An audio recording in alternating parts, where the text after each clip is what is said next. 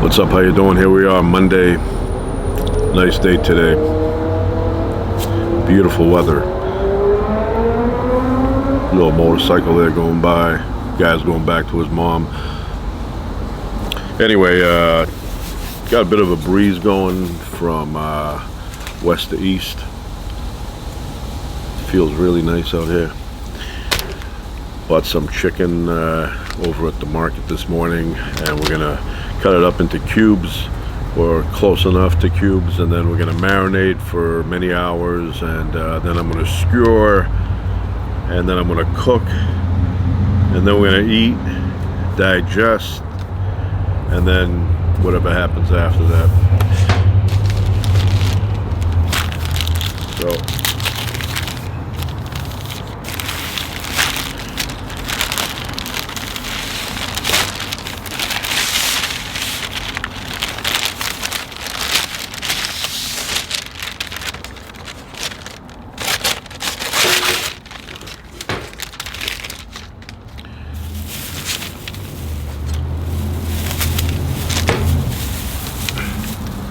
look at that, fresh.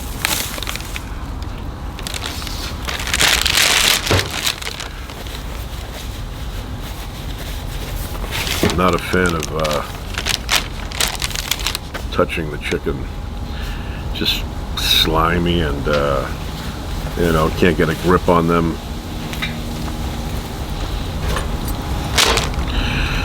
So here we go.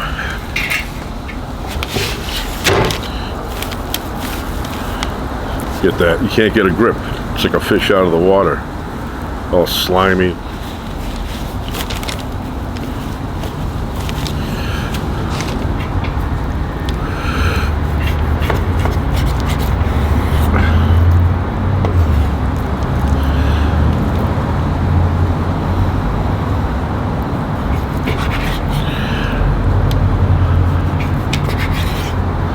So last night I watched the Grammys. Big fan of the Grammys. Want to see what's going on in music, who's winning. Well, you know, it's all subjective. You know, somebody wins a Grammy, that means the people that voted for that individual, that group, they like them. I may be watching the very same thing, and maybe I thought somebody else should have won or should have been nominated. It's subjective, you know, that's how art is. Everybody's got their own taste. There's no correct answer. Nobody's wrong. I like my music. Somebody else may hear what I like, and they say, yeah, that's crap. So, you know, everybody has an opinion on that. Nobody's right, nobody's wrong. But I agree, you know, with a lot of things, like, you know, who won and got nominated. I will say, though, that I was hoping, and I know it was a long shot, but I was hoping ABBA was gonna win. I'm a big fan of ABBA.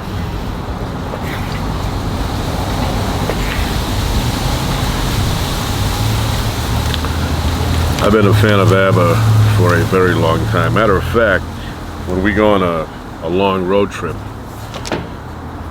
I don't think I've ever been on a long road trip without playing ABBA. And the new album that came out,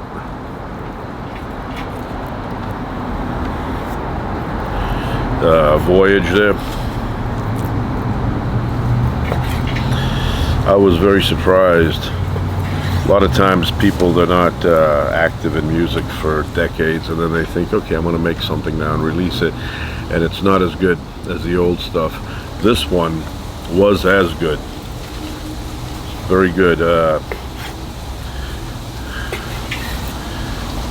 So they haven't lost the touch, and I'm hoping, because this album was so successful, that they decide to make another one.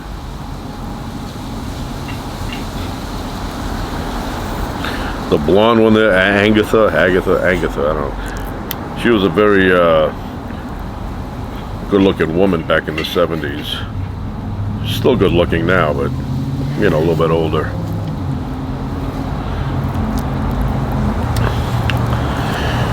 You know who was good looking in the 70s and still is today? Thelma. Good times. Thelma Evans. She was very attractive now, even though she's probably close to 70.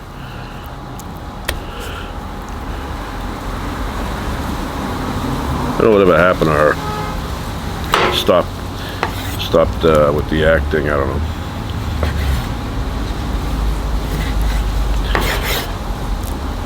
And that artwork that was featured on that show, I'm a big fan of that art. I know Eddie Murphy owns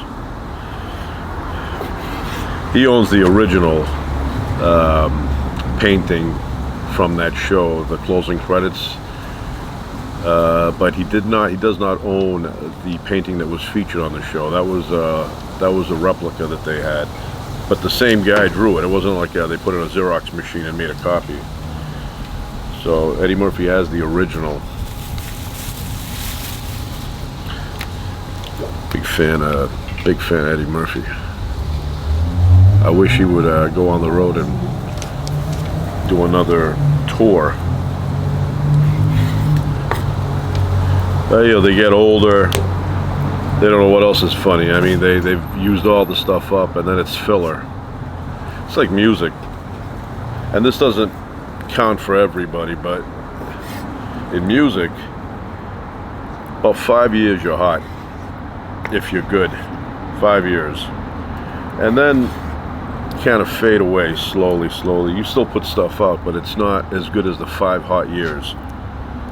Some people, they go longer, but most people that are good, 5 years is the time you hit the iron with the hammer.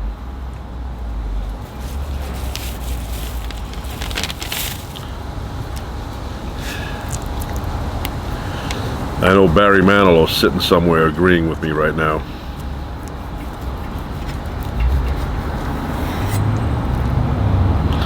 Had a music teacher when I was a 5th grader. She was very quiet but strict.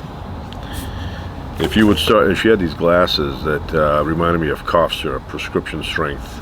They were purple tint. You know, we used to, when we were kids and we would develop a cough, we'd go to the pediatrician and he would prescribe a very tasty grape prescription strength cough medicine, and loved that. Her glasses, her eyeglasses had that same tint. So if the class would get a little bit unruly, she would go to the blackboard and with the chalk start putting lines. And I think when she would get to 10, everybody would get punishment. And then she had individual punishment.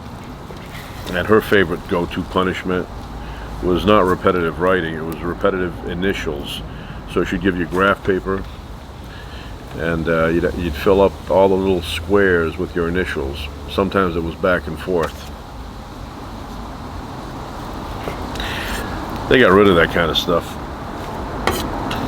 They said, if you're going to punish kids, punish them so they learn something, which is even worse punishment.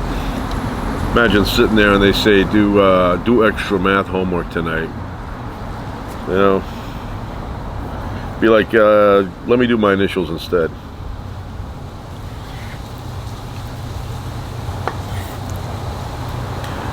I had a scummy teacher, you know, there's a couple of them over the years. He would, the smallest thing would piss him off.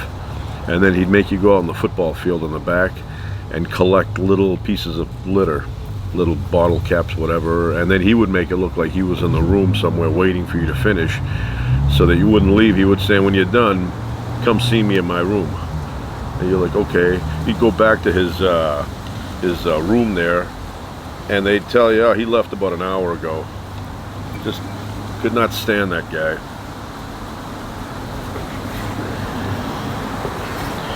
Vomit bag. I will not name him, but he was a vomit bag.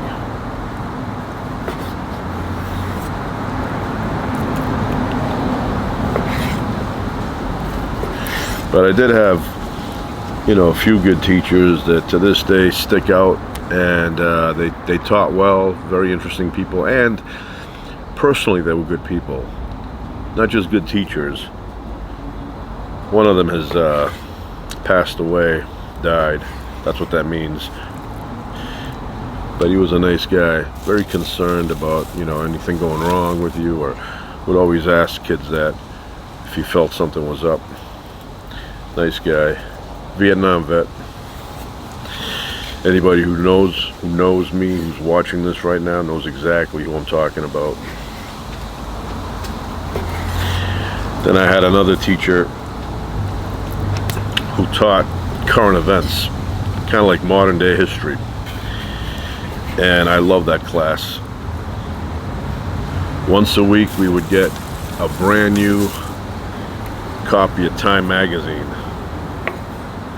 and the box would get dropped off by UPS, and then I'd be sitting in the corner of the classroom Monday, and he'd open it up and he'd pass out, every row would get like, I don't know, 8, and then you'd pass it back until everyone in the class had one. I loved getting a fresh copy of Time, and then we'd go through it, and every night of that week he would assign a story to read, and every day we'd have a quiz.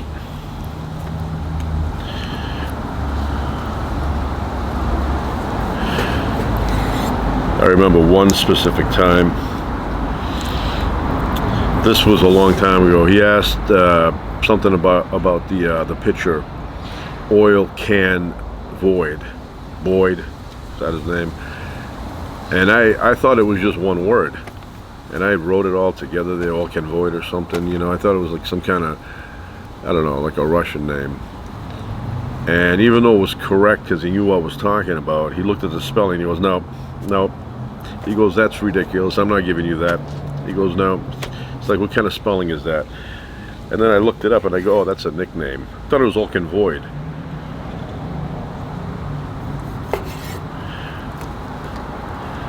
Didn't know. Gonna go wash my hands with bleach and Ajax. I feel like I have a layer of I don't know, sea slime.